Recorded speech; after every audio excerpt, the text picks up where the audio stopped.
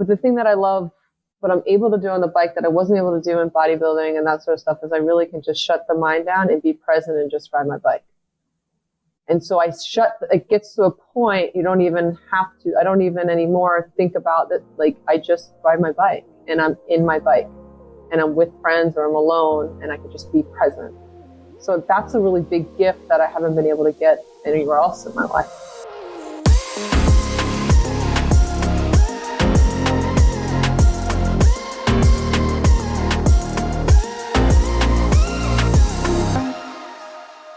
What's up, guys? This is the Mentally Shredded Podcast. I am your host, Chris Whedon, and our special guest today is Heather Lynn, a cycling enthusiast out of DC. What's going on, Heather? Hi, it's great to be on here and kind of connect. Thanks for connecting and getting some time to talk a little bit about my story today.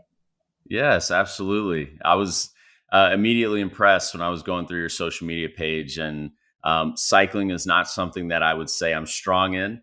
I will say the only time I get on the bike is at CrossFit, and I die every time. So definitely wanted to dive in to hear more about your story, hear about how cycling is going and how that's become a part of your world. But to really get us started, let's dive into who is Heather Lynn and how did we get here? Yeah. Well, we only have 30 minutes, so we're going to kind of concise the story down a little bit. But I always say everybody has a story. And so, talking for today, it really revolves around, mental health, well-being, and how that's intertwined with me pedaling and cycling.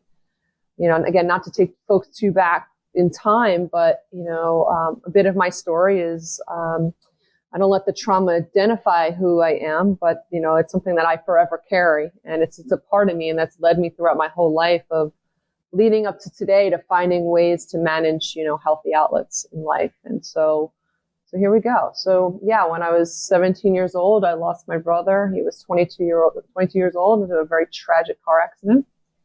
Thereafter, I lost my father. I was 22 years old in another tragic car accident. So as you can imagine, trauma equals making life decisions of how you want to manage that sort of ways that life brings to you, right? So what I knew was exercise. I found a healthy outlet in exercising and bodybuilding and weightlifting through pretty much all my life, from when I was 17 until COVID hit. We had this pandemic hit, and guess what happens? The gyms closed. And I'm like, I was dating somebody at the time that so fortunately, or maybe graciously, was trying to save grace. He bought me a bicycle, and I started pedaling. And I found with that was not only could I get outside and kill many hours outside during the pandemic, but I also found something in a sport that I wasn't good at. Like the bodybuilding and that weightlifting stuff, it came pretty natural to me. And I was always kind of one of the good ones, right? And when it came to an endurance sport such as cycling, I was challenged with being challenged, and I was ready for it. And not understanding at the time what was going to come out of that in the circle of realizing it was the missing link that I didn't have in my entire life. And what I mean by that is I always felt like I was missing something. And part of that missing part was missing on the community. And what I get through cycling, not only do I get my own sort of time on the bike and an opportunity to release endorphins and stop thinking and get the hell out of my own self, but it's given me the opportunity to be with people that are really in the same like mindset. And generally in a community, whether it's here in the DC, Maryland, Virginia area, or when I travel with my bike, because I brought it to Colombia, Switzerland, Italy, Greece. I plan to go to France in July. And so wherever I find, a world where I'm traveling with my bike, you meet people that share that same common interest of jumping on the bike. And to me, the bike is that vessel. The bike is the vessel for me to have a really hard day or a good day. But most of the time these days is a little bit harder with some things, kind of going through. But it gives me that vessel to be able to find an outlet to healthily, in a healthy manner, be able to work through the shit of life. I love that. I love that you found an outlet, especially when it comes to like the mental health, right? I know for me specifically, when my mental health is low, where I'm experiencing anxiety or depression, the one positive thing I continue to do is exercise. And I preach that on a regular basis, how important exercise and our physical health is and how that impacts our mental health. I love that you found what works for you and how you are working on your mental health even while on the bike. So I definitely want to go back to the trauma you experienced with your brother and your father's death, because I don't want to brush over that. You mentioned you were 17 with the first with your brother's accident. Tell me kind of, what was going on in your world at 17. We're in high school, right? We're about to figure out life things like, okay, am I going to college? Am I going straight to workforce? Like, what is happening? And then you're dealt with this major blow. So I kind of want to, talk a little bit about how you were able to work through that. And did you have people in your corner that kind of helped you through that process? Yeah, I mean, it was my life, as you can imagine, was turned upside down. And what I chose, it was too hard to be home with my mom. I mean, obviously going through what she was going through. And my dad, they lived separately. So I chose to pack up my stuff and graduate high school a half year early and move to New York City. So I moved to New York City, went to Pace University, spent some time there, and then I realized you can't run from your problems. But when you're 17 years old, it seems like a grand idea. And then you run out of money. And then you realize, this is not sustainable. So I moved back to South Carolina, went to University of South Carolina, got closer to my mom, I got a lot closer to my father at the time. I sometimes wonder, and I get that asked a lot, of like, what did you do during that time? How did you get where you are today from what you went through and such big, such traumatic experiences? And for me, I'll never forget that I knew that it was going to be easier for me to choose healthy outlets such as exercise and continue to eat well and positive mindsets than to go the other direction. Addictions, drugs, alcohol, those sort of things. Because I knew for me, it wasn't that it wasn't an option. I just thought it would be a lot harder for me to dig myself out of that than to just stay in the yuck and figure out healthy ways to get through it. So there wasn't, Absolutely. I was kind of figuring it out as I went along, and my mom is as strong as an ox. And so I had that support. I had that to have her to admire, of seeing her, the things that she's endeavored in life, to know I got this. And also a lot of therapy later on in life will also help too. You have to kind of work on yourself to be able to get through the yuck. Yeah. And do you think you were prepared for the next big trauma with your father? Did you, I would say, add tools to your arsenal from the first experience to where you were better prepared for the second? Or would you say that you're never really prepared for something like that? Absolutely not. And I didn't learn that until I was in my late 30s and I started going for therapy, that I didn't have the tools. So what happened with the second trauma was I just buried it all. I buried it. Didn't even have any feelings. I mean, I had feelings, but I didn't grieve it until my 30s. So I didn't really get the tools at 17. When I had the first trauma, I just worked through what I figured. I just trying to figure shit out. Being emotionally immature too, there's a part of that even if I was receiving other information coming in, the ability at that age to really absorb it and feel and sit in it is different than when I was able to sit in it in my 30s and realize I got to work on my shit. Because what happens, especially with those traumatic experiences, they wind up cycling their ways through life, whether that's through what's been through unhealthy relationships with people and that sort of stuff. And I was just kind of tired of that. And so I had to sit with myself and I had to sit in that discomfort. And it's one of the most hardest times in my life, but it's the best. It was the biggest gift that I feel like I ever gave to myself, right? So to answer that, if I was to have another traumatic event, which I'm kind of going through a little bit of an event right now. Unfortunately, my job eliminated my role last Monday. I've also had a loss of a relationship. And so you get better prepared when those things come to know how to handle them better from past experiences. But I feel like it's not till, and I don't want to reveal my age so much, but we can kind of put the timeline together. But there's an emotional maturity and personal responsibility that I'm taking for my own self self-care and mental awareness. Absolutely. Absolutely. I think it's important to note that you didn't run away. When you could have run away, you buried it. But eventually when you going back to when you turned 30, when you were in your 30s, you were like, okay, like there's something going on. Maybe I should seek help. Right.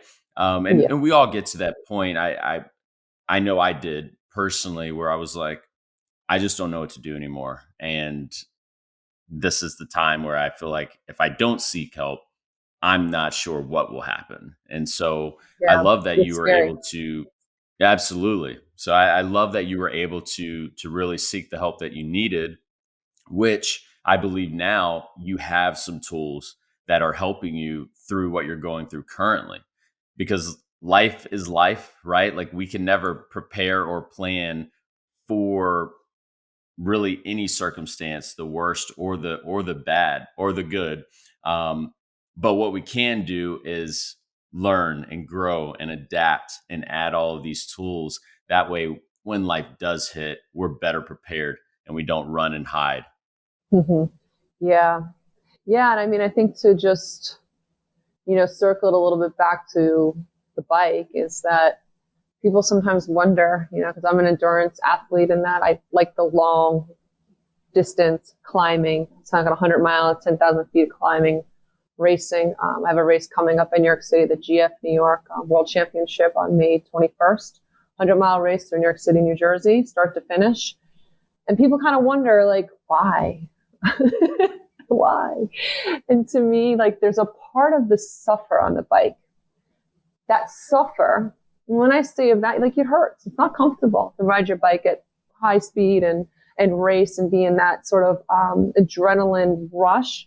But the part when you get into that suffer, it's one of the one things that I have that gets me outside of myself.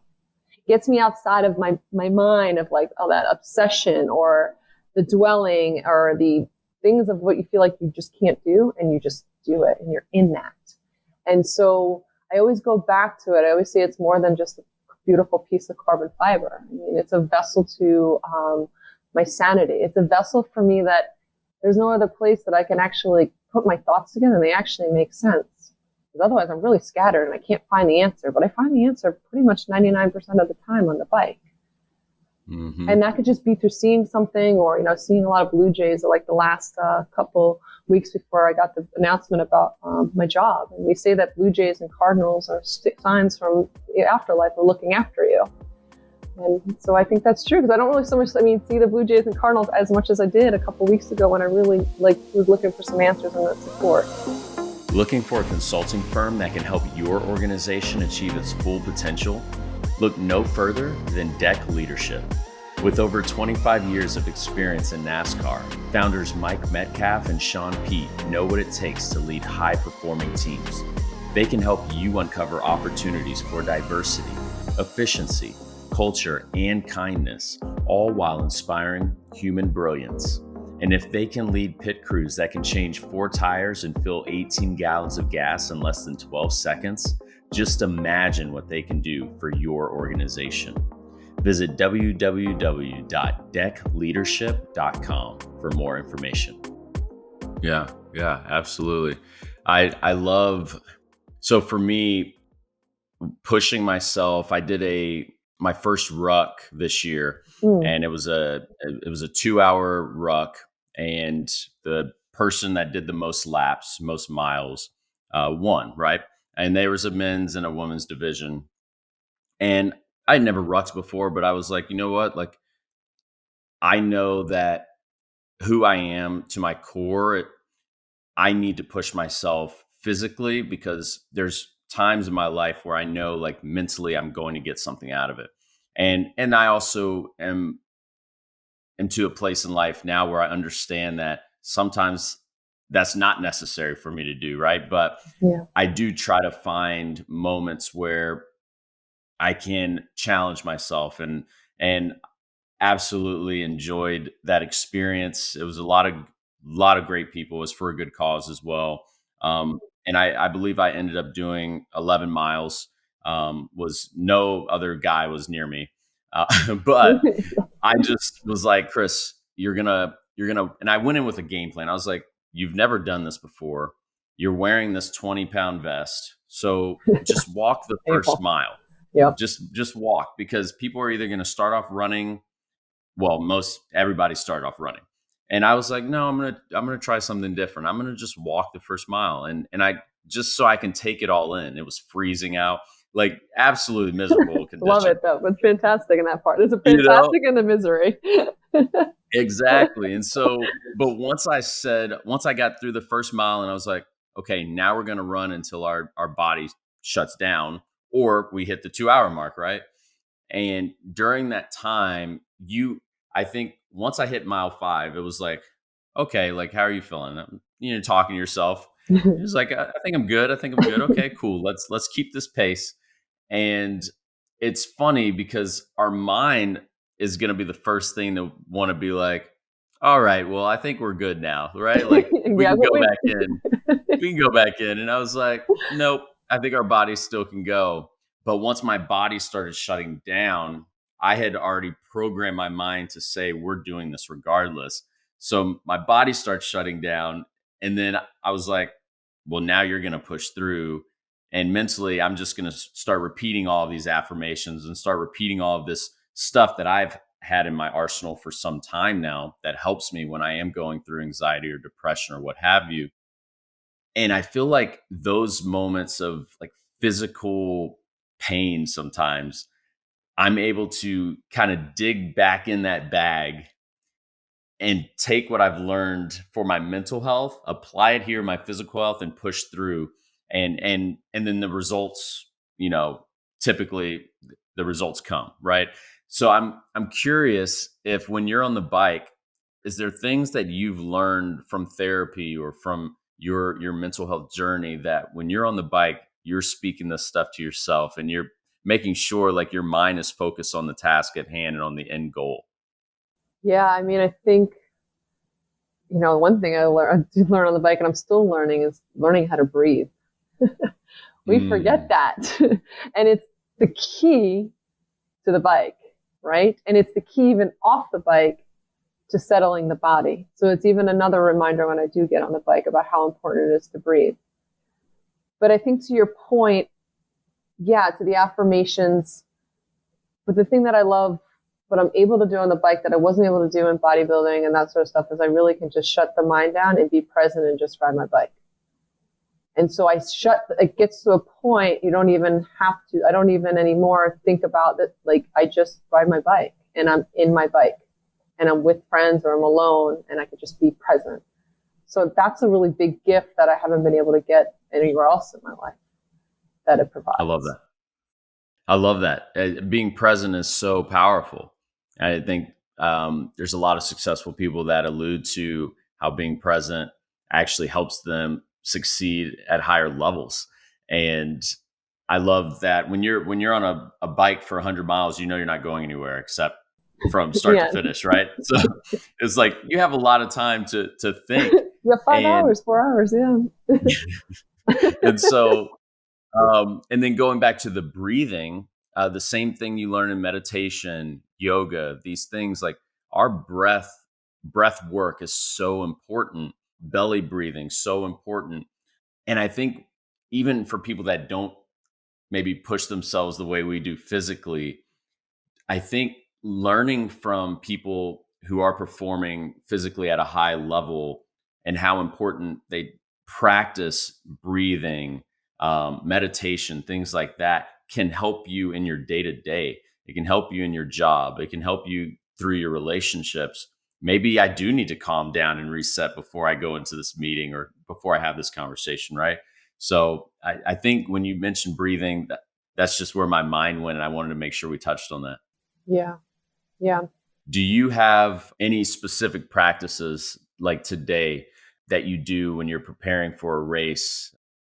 Any routines, any rituals that you're like, this is my go-to, I need this structure before I get on the bike every single time?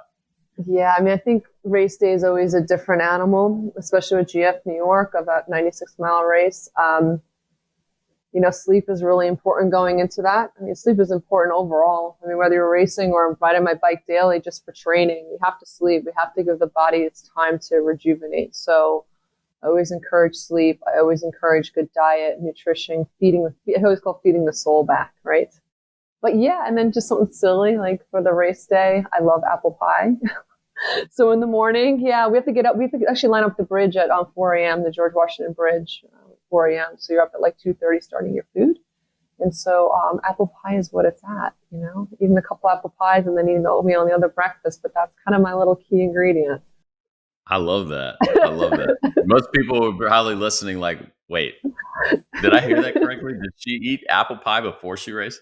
It's like, well, it's carbs.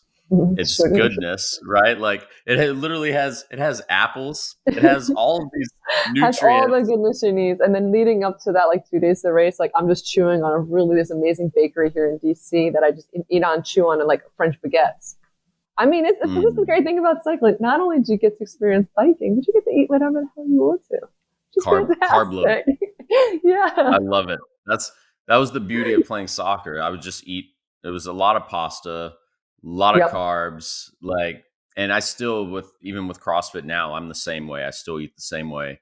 Because it's endurance. Body back. Yep. Exactly. I love that. So how important would you say with where you are today with the type of exercise, the type of training that you do, that your association is? Because I know successful people, we tend to flock, right? And then if you're somebody who is maybe not someone that wants to achieve more in life, they tend to flock together, right? And so how important has your association been? And I know you alluded to this earlier, that community, that bike community, how important has it been in your life?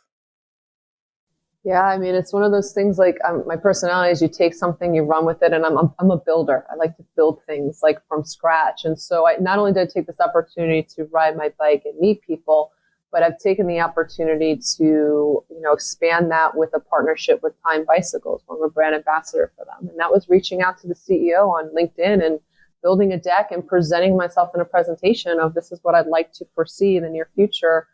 And it's panned out very nicely for me with them. And so it's not just, for me, it's not just linear. I mean, I'm definitely growing it into something bigger. And as I had mentioned, I lost my job last Monday, and there's a part of the universe that I do think that maybe it's pushing me into something else, and that I normally wouldn't have pushed myself into. And so, I'm having other conversations outside of the wine industry that I'm in, and maybe I'll just end up in the wine industry, and I don't know, but I don't have those answers, but I do know that I'm certainly going to look outside to where my passion is with biking, to meeting that passion with getting paid in some sort of manner and doing something I really enjoy and building something, because I do have a good skill set from being in the wine business for 11 years and doing that side of the business to manage. You have a luxury product, whether that's wine or it's a bicycle, and in sales throughout the country, it's kind of this they translate a lot. So things are really kind of up in the air. I'm having some really good conversations with people, and it's more than just riding my bike. It's the mental health part. It's a bigger picture. It's growing into something, and not even knowing when I first got into it, when COVID hit, I was riding my bicycle on the sidewalk because I was too slow. I was too slow, and I saw Pelotons coming down, and I'm like, that looks kind of cool. But I'm gonna, and I fought for it. And I started with the team, and I learned how to ride my bike. But I'll never forget the girl that was riding her bike on the sidewalk with a vision that I want to get stronger, I want to get better, and I want to be in that community. I love that. Yeah, and I want to build something from it. Yes, absolutely. Well, I think it says a lot about who you are, about your character, that you didn't grow up doing this, right? This was something that you found in a time where most people were either sitting and doing nothing or starting to learn new tasks and new skills, start businesses. My business was birthed in that moment, right? And so there was a lot of things happening, and I love to hear the stories where people were actually like, you know what, we have nothing but time because we can't really go anywhere unless we're just going outside and back home, right? And so maybe I'll just learn something new. And it's taken you to compete in 100-mile races in New York and all over the world. which I just take a moment and just sit with that for a second, right? Like, I think it's absolutely amazing what you've been able to achieve in Thank this you. short amount of time. Thank you. I appreciate that. It's hard. And I was never an endurance athlete, right? So I never ran, never even did the Stairmaster in the gym. And so, learning to ride your bike and learn that endurance part, and still a long way to go. I appreciate you saying that, because it's hard work and it's dedication, but I'm all in. I'm all in because, even coming to today where I'm at with mental health awareness and stuff that I'm working through, like, that's my vessel. No one can take that vessel away from me right now. Absolutely. Absolutely. And there's power when you speak. I know message is going to help somebody because, one, we're seeing layoffs every single day, right? And I know somebody's going to hear this and they're going to be like, wow, the fact that she sounds like she's encouraging me right now while she is growing through her own experience. And that's what I want to encourage people to do, because we're all going through and growing through something, right? We're never alone. There's always someone that we can relate to. And that's really the purpose of this podcast, is to share stories of individuals who are thriving in areas and who we can look to and say, thank you for pushing through, even when it doesn't make sense sometimes. It doesn't make sense. But yeah, and I think kind of, my message is just go ride your bike, right? You don't have to do the 100-mile races. You don't have to be a maniac, how I kind of am, what I want to do. That's just my drive. But if you're having a bad day, or you're just looking for a new outlet to meet other people that are just generally share the same interests, or you just want to ride your bike on sidewalks like I did, or whatever it may be, like, go do that. I encourage it. Because especially if you're a woman, because there's not enough women on the bicycle, on bikes. And so just try it out. You won't regret it, I think is the saying, right? I love that. I love that. So as we get close to wrapping up here, I love to finish with like an affirmation. And essentially what it is I'll say I am, and then I just want you to finish that sentence. So if you could finish this sentence for me, and then we'll get close to wrapping up. So I am courageous. Yes. And I back that. I back that. I love that. I am courageous. That is something I've probably written down in my affirmations journal maybe 100 plus times, right? Like, because those moments where especially now, I'm in a very similar situation to where I'm like trying to figure things out with life, business, and what have you, finances, right? And so I'm courageous. That's just something that sits well with me right now, because I relate so much to that. Continue to push through, continue to do the work, because you don't know when that next door is going to open. We could be literally 5 yards away and then walk away, and all you had to do was take one more step. I love that. Yeah, that's 100% hits the spot. Yep. Yeah. Very true. So where can we find you on social, Heather? Where can we support you in your journey? Oh, that'd be fantastic. It's on2wheels_HLS. Yes. Honor everybody to come in, follow, give suggestions, reach out to me, send messages, and connect together. That's the most important thing. So yes, community. That's what we're building here. And I love that. We will definitely be supporting you. I can't wait to hear how this race goes. And we'll just be supporting. I'm glad someone's excited about the race, because I'm just thinking, I'm like, why am I doing this again? But no, thank you, Chris. I appreciate all the support. Yes, you will see everything up, or five weeks out. So you'll see that on Instagram. We're kind of getting up to that day, and there'll be a lot to be learned on that bike and a lot of release. So yes, there we go. Well, thank you guys as always for tuning in. Thank you, Heather, for just taking this time to be with us in this space. Your story is truly encouraging, and I personally was able to take so much from it, and I know you're going to be a blessing to so many people. So thank you again. It's so kind. Thank you, Chris. I appreciate your time. We'll do this again soon. Absolutely. Hey guys, thank you again. I want to take a moment to thank our sponsors, because none of this would be possible without them. If you would like to learn how you could be a sponsor to help us continue to push our programs to change the stigma in mental health, don't hesitate to reach out. As always, it's always a blessing. I love y'all. I'm so grateful for each and every one of you. Until next time, peace.